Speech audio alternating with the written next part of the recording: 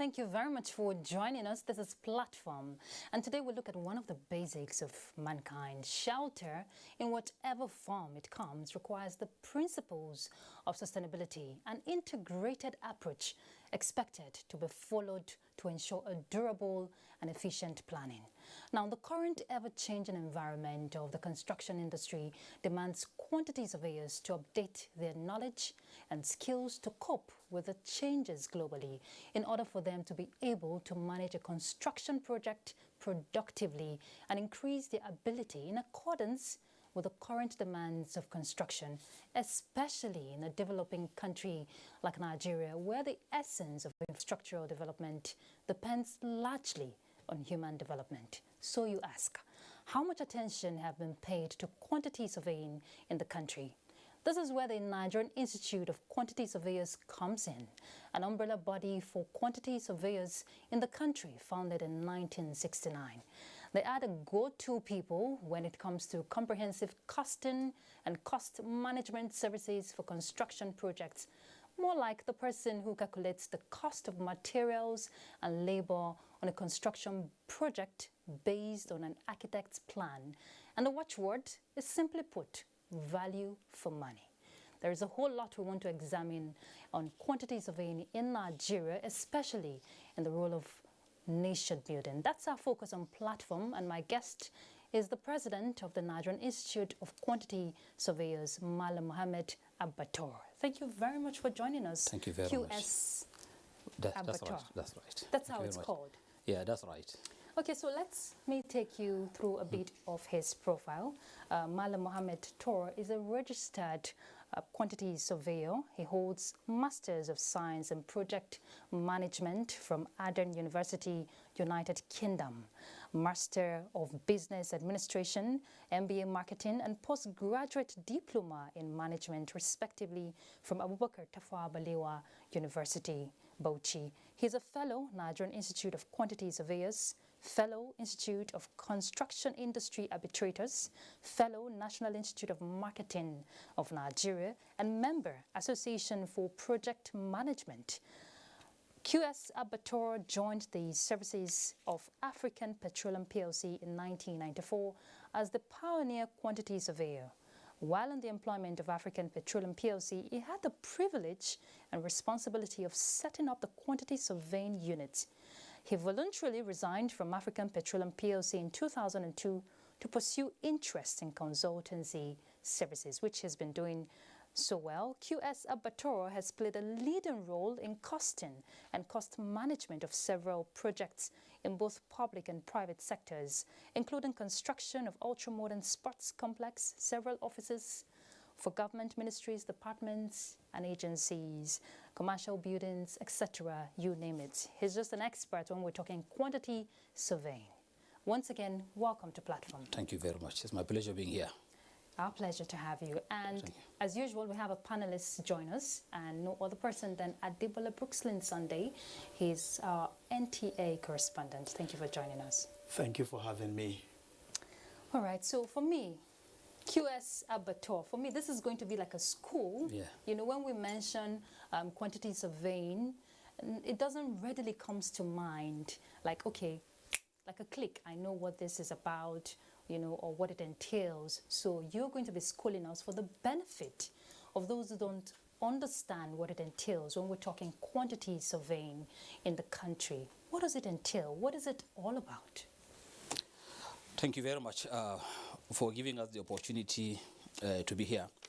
I want to begin by appreciating the management of NTA for giving us the platform to showcase our competencies across the country. Over time, we've enjoyed very close relationship with NTA, and this is one of such opportunities, and we just cannot appreciate you enough.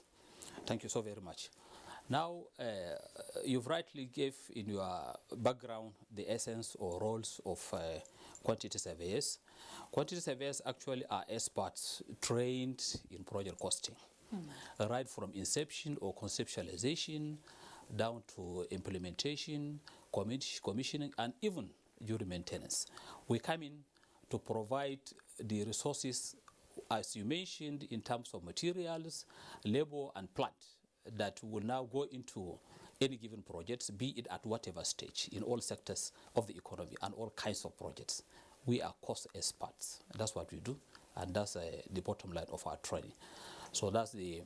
Now, if you look at the roles or functions of quantity surveyors, if I may just go there, functions of quantity surveyors include in the areas of project costing, as I mentioned. We are also into project management, post-contract auditing, contract administration. We are into issues like resolving construction disputes in the industry. We do quite a lot. Our members are out there in the field resolving issues, resolving disputes between clients and contractors in so many areas, because cost, as you rightly mentioned, is one of the key elements of what we call project baseline, where you have the quality, you have cost, and also the completion period or delivery period. So we play a prominent role in that respect, and therefore disputants call upon us to come in, appreciate and resolve their dispute, and they're so happy each time they call us or each time they call upon NIQS, that's the body, Nigerian Institute of Quantity Surveyors, to appoint arbitrators to go and preside and resolve their issues and issue their awards. Okay, we're going to dwell into that much later in the course of the discourse. But I'm curious now.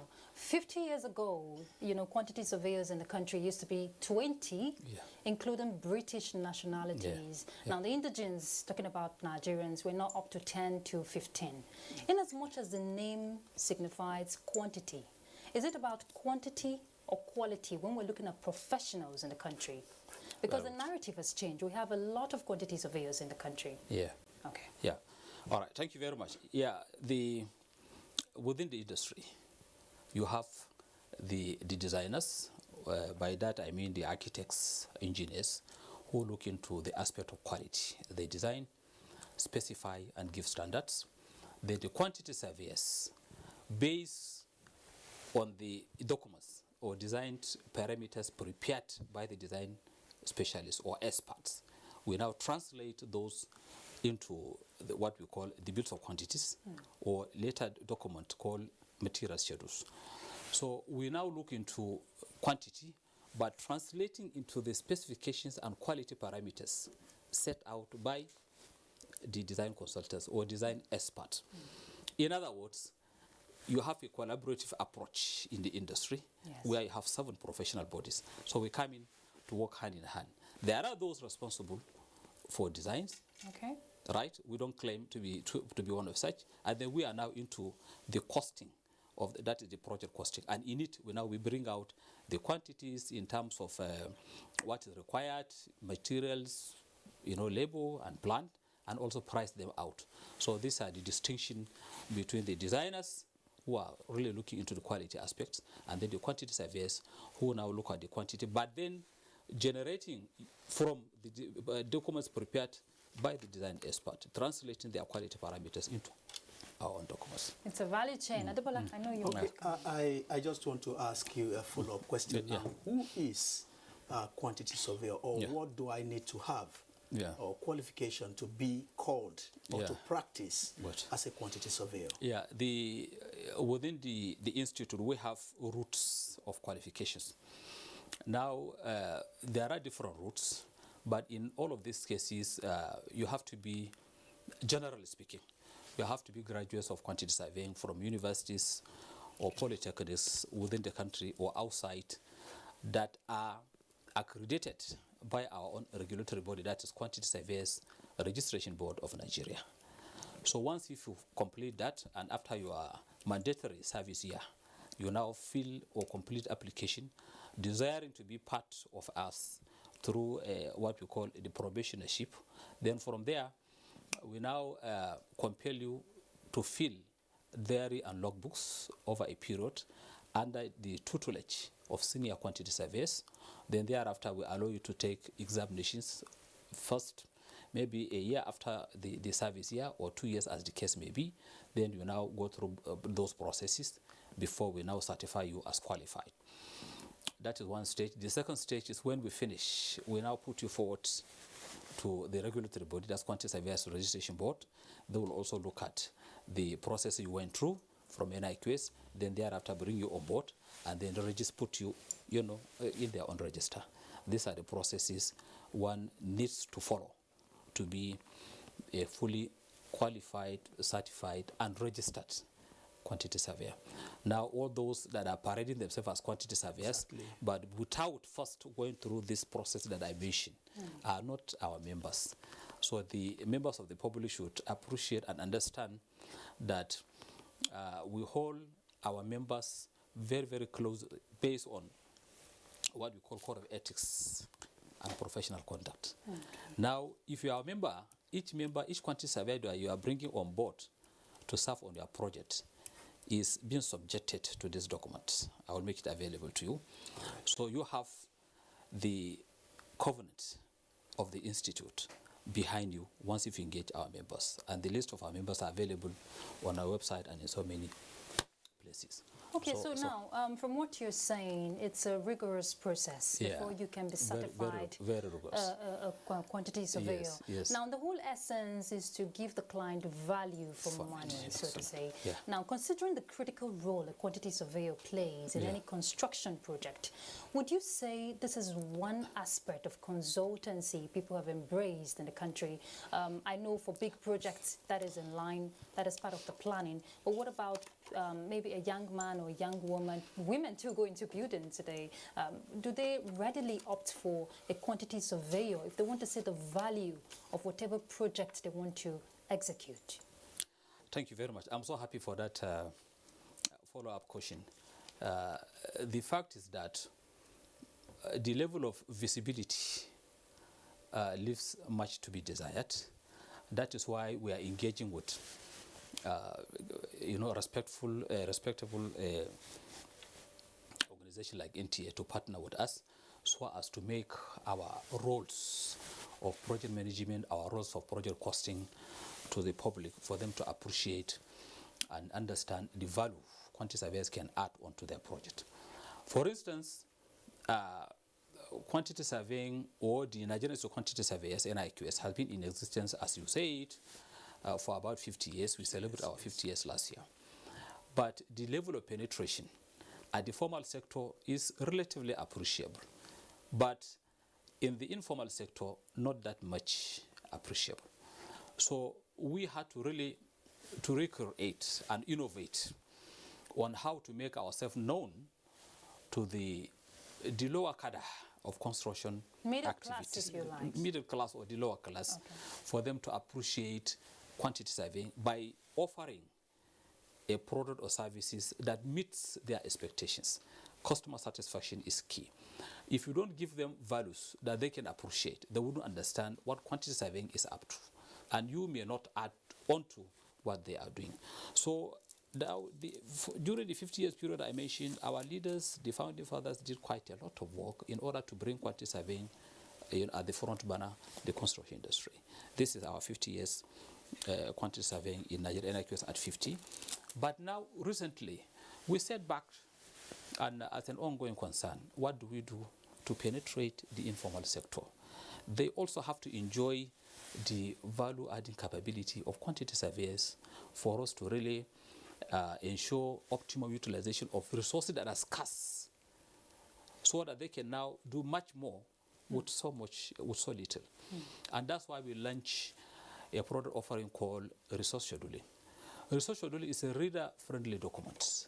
Unlike the bit of quantity that is quite sophisticated and elitist, resource scheduling is a document in which the offering of the quantity surveys has been cascaded down to, if you want to call it, materials such as cement, number of bags of cement you need, number of blocks you require on your field, how many rows of reinforcement. It is to that level.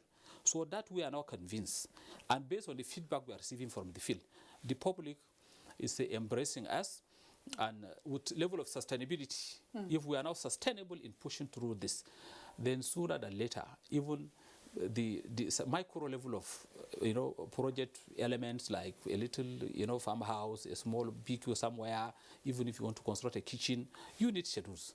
And we are now saying we can do that better. We can produce, and they will not stress you by going through what we call the bills of quantity, which is quite complex. It's not reader friendly. Bills of quantity needs further analysis for you to appreciate the content.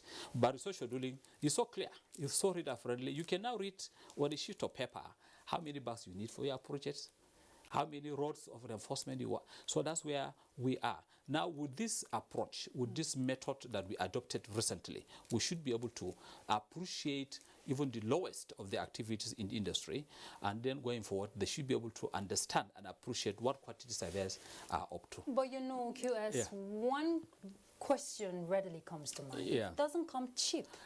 As cost and project management, professionals, if I have to hire a quantity surveyor to, do all the checkmating for my project before I'm back on it, it doesn't come cheap. The issue is that that's one of the areas we want to really disabuse the minds of the public. In the long run, it is even the cheapest for you to do. What do we give? As professionals, we give you complete rest of mind, peace of mind. Once if we come in, we now take the burden of a lot of uncertainty and risk elements off from your head. You can now focus on some of your own activities while we now take those issues completely, and then we give you quality service. So in the final analysis, it is cheaper for you to bring in a professional to anchor your project, rather than assuming that they might be expensive, only for you to resort to some other, what we normally call, or persons we normally call as quacks. By that I mean people who are not within our own institute or the Quantity Registration Board. If you now bring them on to really anchor your costing and cost activities for you, in the long run, you are now going to lose quite a lot, because he's not trained, he's not equipped. Even as we are, as trained as we are, we do what we call continuous professional development, because the changes in the global environment, the technology itself are changing. So you cannot use the formula you have been using decades ago to come and make a proposition to a client. Clients nowadays are becoming more sophisticated. They are becoming more complicated, and their tests and requirements are also changing. So if you are now stagnant, you might not be able to meet up their expectations. So we do carry out a lot of professional development, continuous professional development, in order for us to be at par with the expectations of the employers. Then what of somebody who is not even within our fault at all? He has not been trained ab initio, and then he has not been updating his skill and knowledge over time. Definitely, if you approach such a person, he is not going to give you what he has. He cannot give what he doesn't have. That's the point. So come to us. In the long run, it's cheaper. And it is just the mindset of persons believing that, okay, if you bring them in, it will be expensive. But we are now going to reduce quite a lot of unnecessary wastages. Once if we give you our documentation and our full attention, a lot of risk elements will be removed, a lot of uncertainty will be downplayed, and then we can now come up with things that you can trust, submissions that you can now trust. Our integrity and dignity are on the line. Each of our members that are really coming forward to render services are subjected to code of conduct and professional ethics I mentioned earlier. So they wouldn't do something that is not within the expectations of the institute. So to that extent, the advocacy is that people should not be scared of approaching us. Approach us, and then we now give you the assurance that in the final analysis, it is cheaper, and we will appreciate you. All right. I want to ask now that you are turning your attention or your focus to low class or middle class in the construction industry. What are you doing, talking about monitoring and evaluation to look at or to ensure that these materials are not just poor, but the quality match the price? Thank you very much. In any given project life cycle, if you permit me to call that, you have what we call project initiation, project planning, implementation or execution, monitoring and evaluation, and also close-up.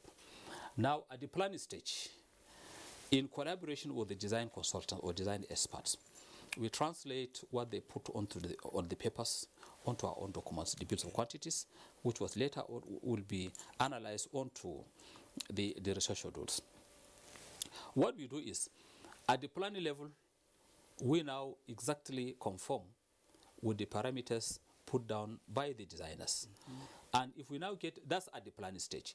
And remember, the planning documents or the project baselines form the benchmark on which to track the execution or implementation stage. So once if we move into the implementation or execution stage, we have a platform, a framework, a template now that serves as a basis for us to now monitor the execution of the project.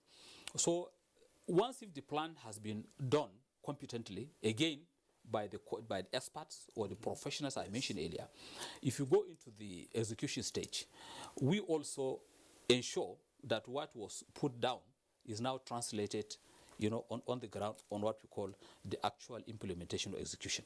Now, we do monitor to ensure that there are no deviations, no unapproved deviations from the plan that we earlier set on.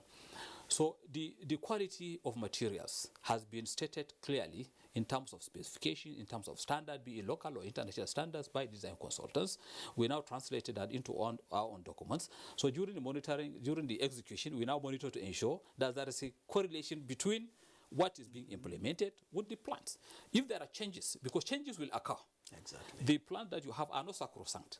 So there are a lot of reasons for changes to occur during implementation stage. In effect, they do happen.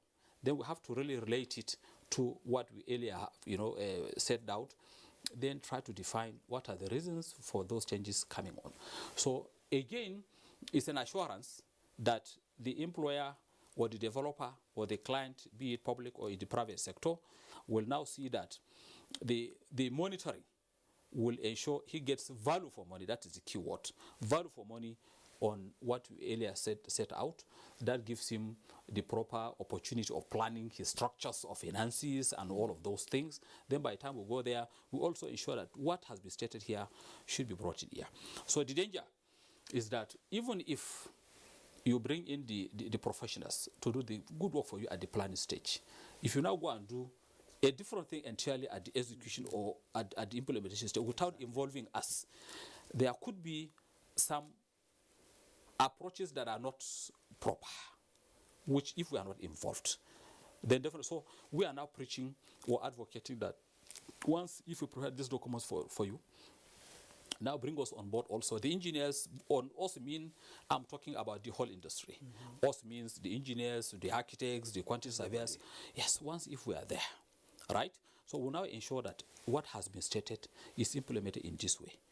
Okay, so if you do that, that will now go a long way in also trying to address what is commonly now as building collapse.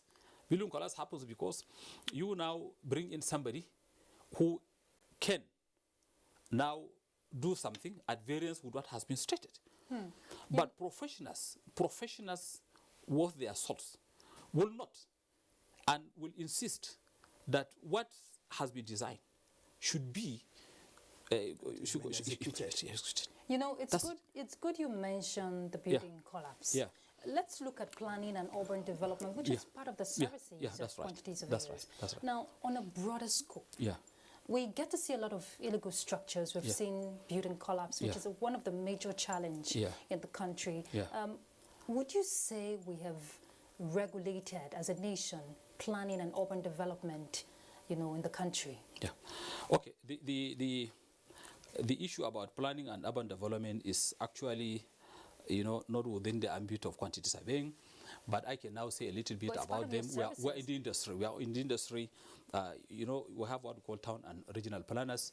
That is their core competency areas. They do that. But generally speaking, I'm now talking generally as a person, a participant, a stakeholder, within the construction industry. The level of planning, level of compliance, if you look at it, the citizens should also cooperate, with the government agencies and government at all levels. The issue is a serene and well-planned environment is conducive and sustainable today and going forward. So the professionals, again, should be allowed to do their jobs.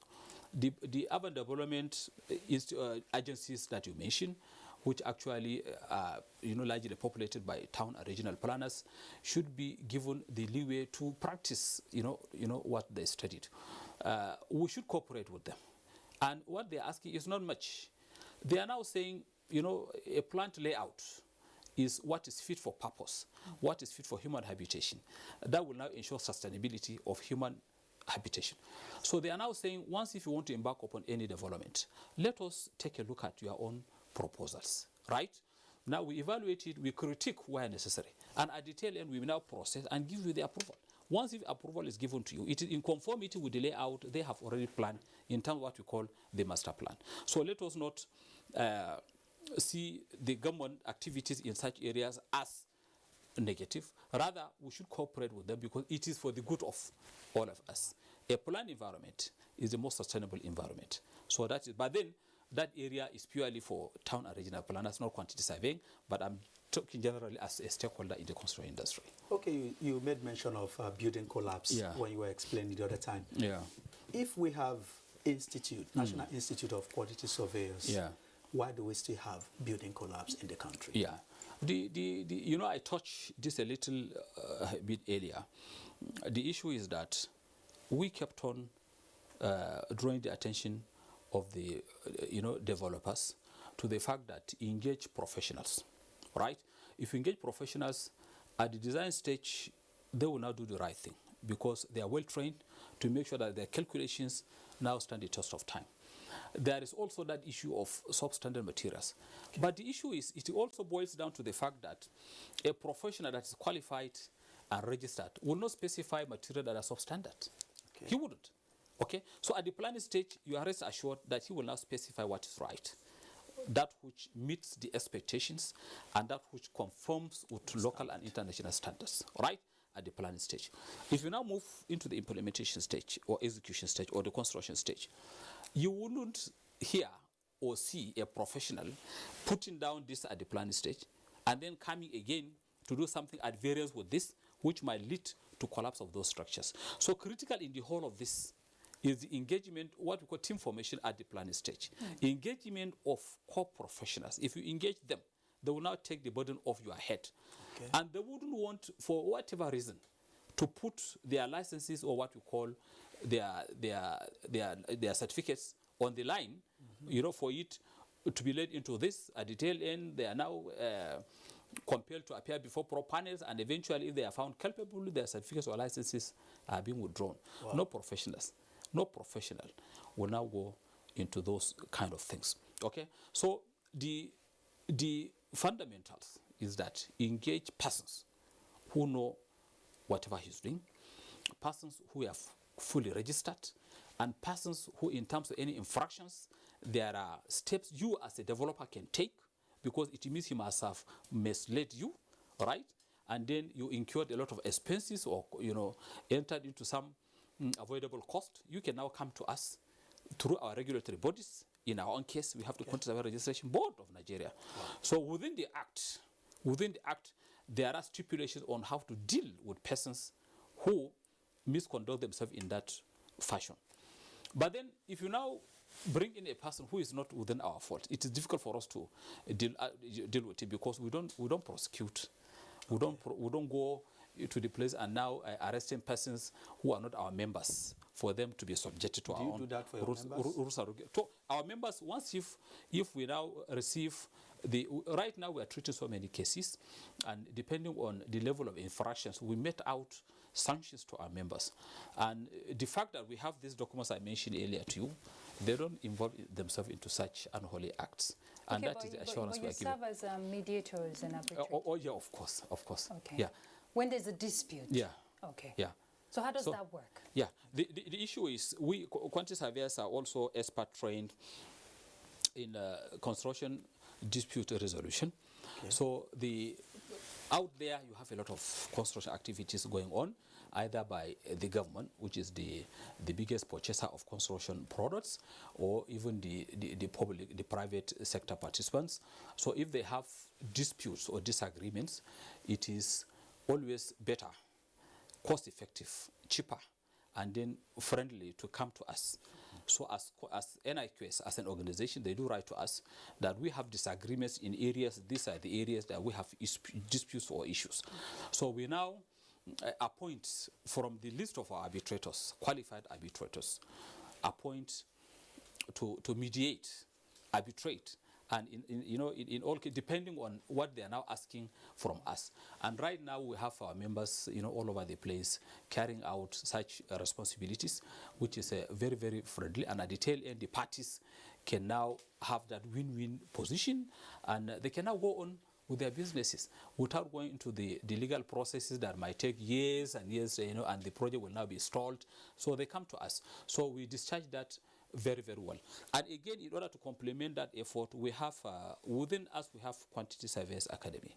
So the QS Academy, as shortly referred to, are well capacitated in training arbitrators, within quantity surveying, and in some instances, professionals who are not even quantity surveyors do attend the QS Academy. Yeah, and then we now train them and issue certificates at the end of it, and you see them doing marvelously well. They are doing very, very well, and that's part of our own contribution to national development. Okay, QS, let's nip the problem in the bud. Yeah. We've talked about building collapse, and we see a lot of illegal structures that later on it gets demolished and all of that.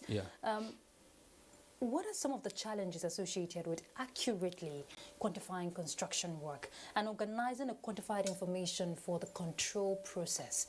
It's a whole process. So what are the challenges associated with it?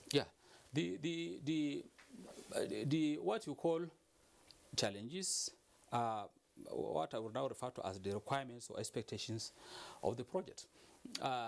Once if the projects are well detailed, right?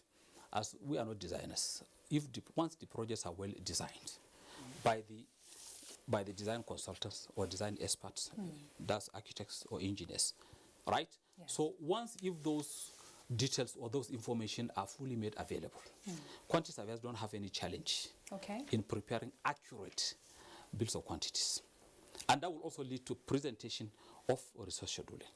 So, but where you have the information is haphazard, right?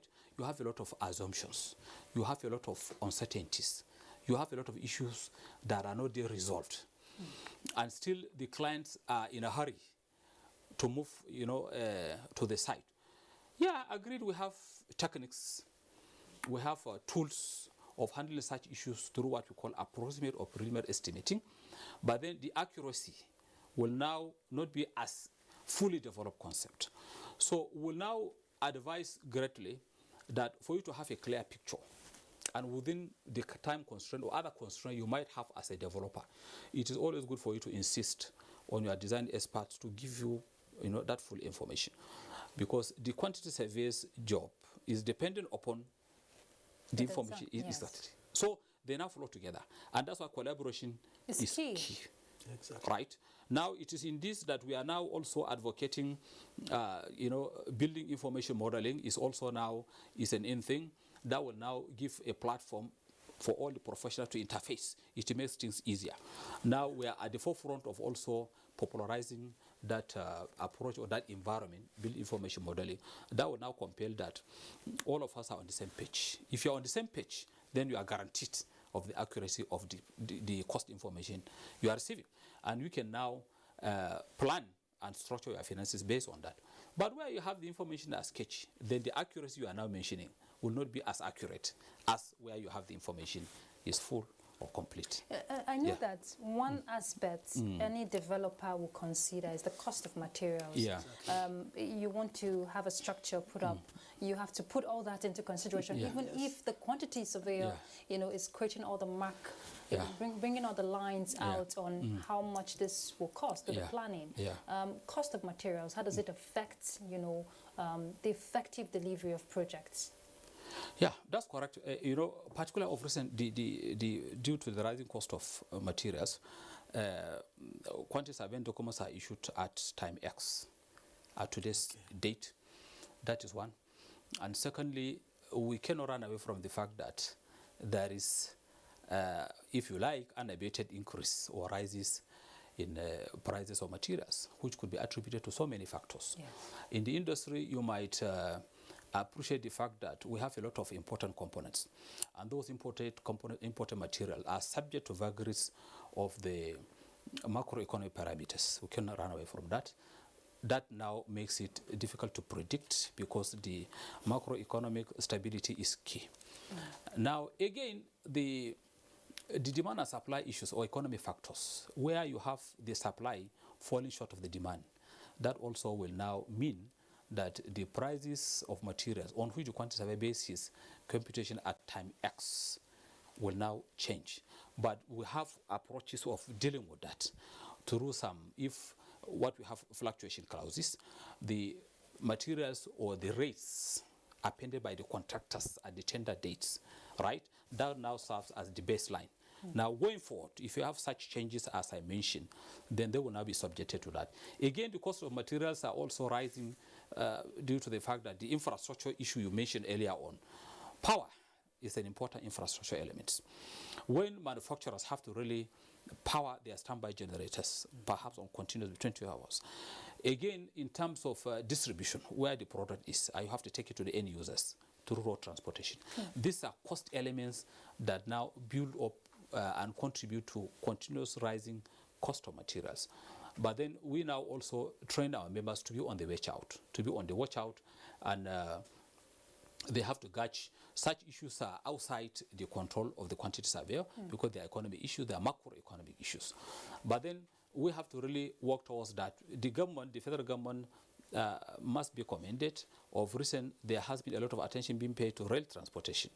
That will now crush the transportation component because the freight movement, for instance, you have the manufacturer of a given critical product, perhaps in Lagos area, and that has to be transported by road to the other side of the country, perhaps to Maiduguri or to Sokoto. That transportation cost is huge factor within his cost parameters. But whereas if the rail transportation is fully developed, it is more sustainable, right? And then that will now is cheaper. That will also ensure that our roads will now have longer lifespan because the pressure on the roads will greatly reduce. So it is in the right direction. So these are some of the things that could be done in the long run to crush the prices of those critical materials. Some materials are quite critical. Again, quantity surveyors are advocating that we also should have change of attitudes. Where, for instance, you have, some material within the country, locally produced, that are as good as those you are now aiming to import from outside. Yes, yes. But still there is this penchant for insisting on the imported ones. In terms of value, this material you have locally is cheaper, more affordable, and can give you better service than what you are now importing from outside. So why can't we sit down and reason that it is in using our own locally produced materials that we can now contribute to the development of the country? Yes. Each component or each item of material you purchase from outside, you are creating jobs. Yes. And then your own people are not, being out of, out of jobs. So we have to have a change of attitude, a change of mind. Those, at the micro level, if each and every one of us have that change in attitude of embracing something, item A, that we have within the country can compete favorably with item X that you are bringing from outside, which will now be subjected to the parameters I mentioned earlier, macroeconomic indices and issues. You have this.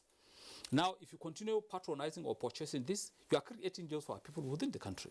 Okay. So that is not too difficult but it's attitude. We have to change our attitudes. Okay, talking about attitude now, you talked about importation of materials. Yeah. We still have a situation where you can say importation of expertise or experts in the building and other projects, industry. Recently, or not too long ago, President Buhari signed into law executive order talking about local content. Why do we still have engineers or builders being imported? Is it that we cannot compete favorably? Yeah, the first and foremost, that effort is quite commendable. It's giving the latitude or the opportunity for us to really bring forth our skill and expertise to anchor our projects, and for government to give that backing is quite commendable. Now, it's still, I want to call it work in progress. Okay. The starting point is we have the executive order now on ground. Yes. And within the industry, we are collaborating.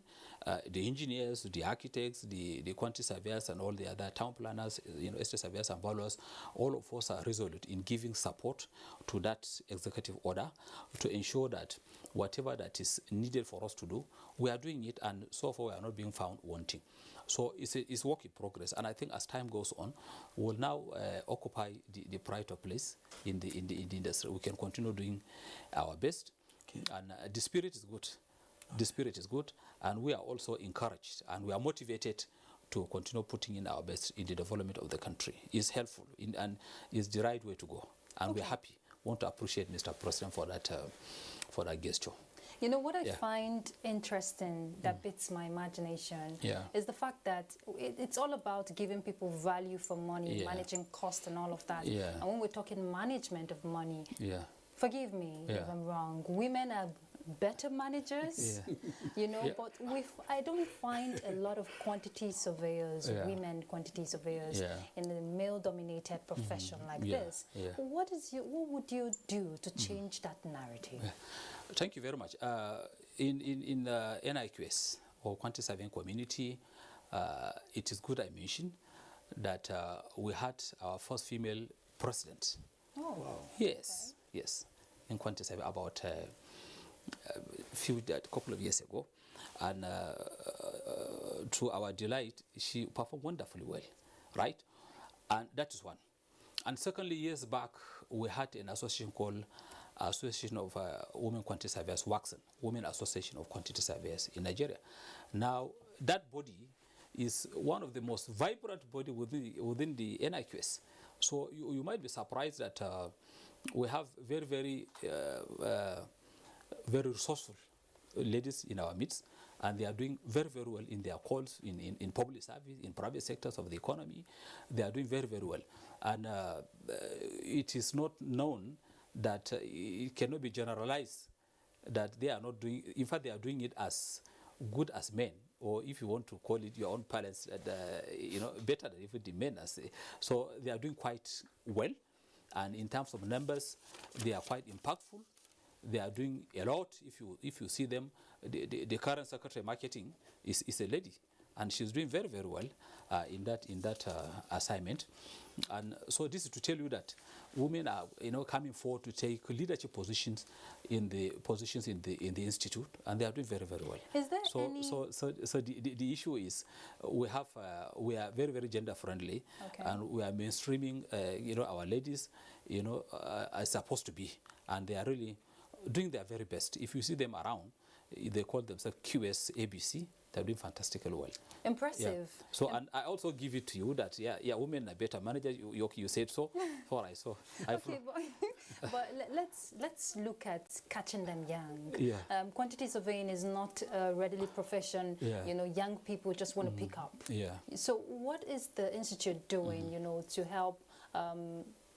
Help change the perception of young people, especially going to secondary schools where decisions of careers are being, choices of careers are being made. Correct.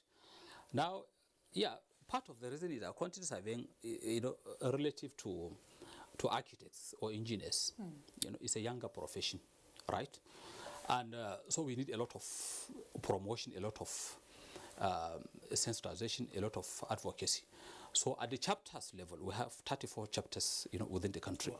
Now they do visit as part of their own responsibilities. They do visit, secondary schools and even primary schools, and in order to use your word to catch them young, telling them the functions and how rewarding quantity surveying profession could be, and that we are confident that the narrative will now change going forward, and we do that sustainably.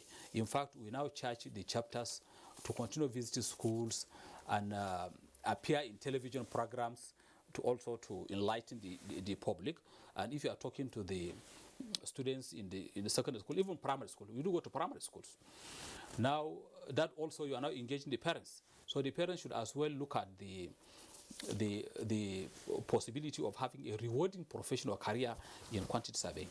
So we kept on doing that, in order to ensure that we have them to consider quantity surveying as profession as now they move into the higher institutions. So we do that continuously. And so as we are now visiting or paying advocacy visits to government agencies and critical stakeholders in the industry for them to engage quantity surveyors in order to derive the value-adding capability. And then at the other end also, we are now encouraging young ones to join the profession. Right. Now, it is in that wise that advocacy is very, very important. During the last workshop held last month, I was in Maiduguri, that's my home state, and His Excellency, our governor, during during the reception, during the program actually, at the opening, he announced sponsorship for 100 indigenous of Borno State to take into quantity surveying. Wow. So now this is to tell you that the quantity survey that we have on ground should be engaged more optimally by the participants in the industry. And then we have to, because we are now 5,000 quantity surveyors for the whole of this country is nowhere being enough at all. And now that we are opening off and tap opportunities from the informal sector, right? People who ordinarily wouldn't be looking for quantity surveyors because that is complex in appreciating and understanding what the roles are. Now we are now coming in with product offering or service offering that cannot penetrate the informal sector. It means that sooner than later, you wouldn't see the quantity surveyors to match up with that. So we are not really relenting in trying to encourage the entry into the profession so that there wouldn't be gap. Okay. So it's a double-pronged approach. So I want to really commend His Excellency for that initiative. We are very happy, and we want to call on upon others also to appreciate what we can offer, and then allow the young ones to take into the professional quantity surveying. All right. Because cost is issue. Okay, I know Adebola is itching to ask a question because we're actually coming to the end of this discussion. So Adebola, your final question. Yeah, I just want to ask you this simple question. Yeah. 50 years down the lane, where do you want to see NIQS in another 50 years? 50 years in NIQS, want to see the public, right, appreciating and embracing quantity surveys in order for them to add value to whatever they are doing. 50 years down the line, want to have quantity surveying profession resonating in the minds of every Nigerian, because we are reforming and we are also rebranding to give our best to the populace. That's why we have rebranding. This is our rebranding document. We now launch a rebranding project roadmap. This is to tell the populace that we can now give a better service as time goes on. We are innovative. We are not stagnant. So whatever the expectations of the customer, we are now coming with product and service that will now match or even exceed the expectations of the customers. So want the populace to take full advantage of the competency and professionalism of quantity surveyors. So let it resonate in their minds, because it will now help in their projects. It will help in controlling their cost. And if we are controlling cost of developers, then we are now contributing to national development. So we need the larger platform, to use the title of your program, a larger platform, so that we can now contribute optimally to national development, because this is the only nation that we have, and we cannot shy away from putting in our best. And again, before if you allow me just a second or two. I'm not rounding off yet. I just want to chip into what you're saying, QS. Okay. Very briefly. Yeah. I know the vision is to ensure that the quantity surveyors is responsible for total cost and procurement management, be the best, and compete favorably with the global trend. Yes.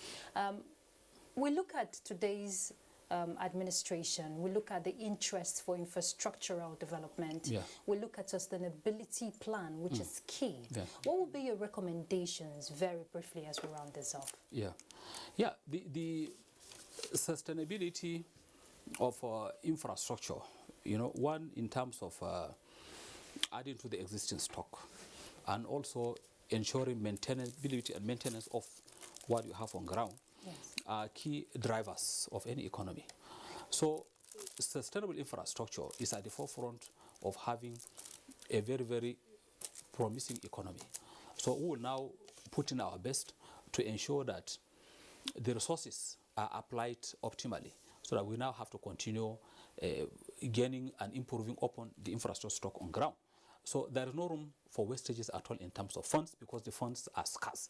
They are, so if it is scarce, you have to really apply them effectively and optimally. Now it is in this guise that we are partnering with or collaborating with ICPC for some couple of years now. Okay.